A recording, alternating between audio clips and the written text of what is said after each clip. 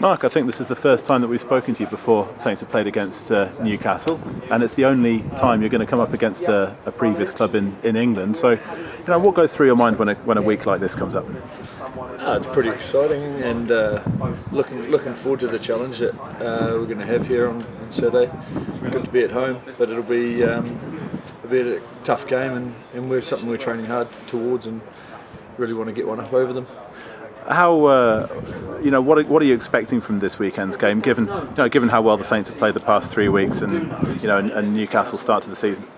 Yeah, well, I suppose we've been in another competition the last couple of weeks. We've got a couple of wins under our belt. So although they were both completely different games, we've still got the desired result, and I suppose that's given us a bit of momentum.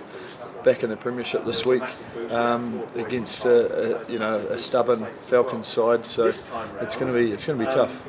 Is it difficult when you come up against former teammates? I know it's a question that we seem to ask an increasing amount now with player movement, but when you guys know each other from the circuit and you were at a club for so long, how difficult is it to come up against them? Yeah, it's quite fun actually, because you always your competitive nature comes out, and you don't take a backward step on the field, and obviously before and after the game you sort of maintain those friendships. Jimmy Gopperth in particular, you're both from New Zealand, same part of the world, and he's a real key man for the Falcons these days, isn't he? Oh, absolutely, he makes them tick, and he's a world-class player, and he's shown it over here, and for the few years he's been over here now, so he's certainly one to watch. And obviously we've got Ewan Murray coming back down to Northampton, which is going to sort of put a bit of pressure on our forward pack at scrum time.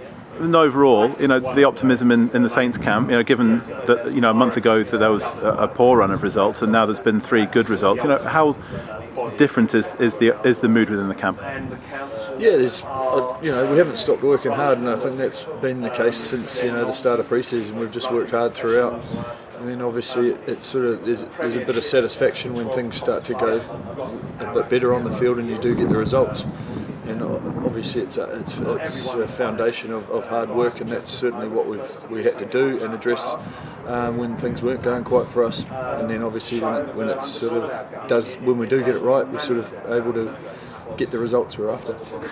And we talk about we've spoken to the backs this season about the different combinations at centre and in the back 3, but up front as well, there've been lots of changes in the front row, the second row, the back row. When you're playing with that, is it easier as you get older in terms of being able to adapt to different combinations?